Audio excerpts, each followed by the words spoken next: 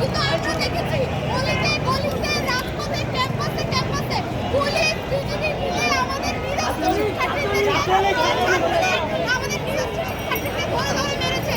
এটা এই যে ঘটনা, এটাকে আমরা একমাত্র অভিহিত করতে পারি গণহত্যা হিসেবে।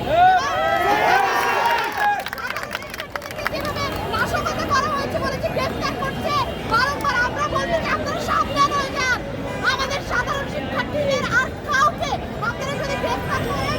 আপনারা দেখেছেন আজকে আমরা এখানে এসে আমাদের কর্মসূচি পালন করেছি এবং আমাদেরকে যতদূর যাওয়ার প্রয়োজন পড়বে আমরা যাবো, কারণ আমরা ৭১-এর মুক্তিযুদ্ধের উত্তরাধিকারী।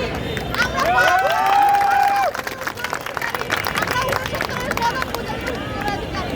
আবার যখন প্রয়োজন পড়েছে দেশে, আমরা এসে রাস্তায় নেমেছি এবং আমাদের যে কর্মসূচি, বিভিন্ন আমাদের যে ৯ দফা দাবিকে সামনে রেখে আমাদের যে কর্মসূচি, সেটা আমরা পালন করেছি এবং আমরা সামনে ওই ৯ দফা দাবিকে সামনে রেখে আমাদের আন্দোলন এগিয়ে নিয়ে যাব এবং আগামী শুক্রবারটি আমরা আরেকটি আমাদের প্রোগ্রাম রাখছি, সেখানে প্রেস ক্লাবে চিন্তাবাদী আমাদের সংবাদ সমাবেশে থাকবে আসার আহ্বান।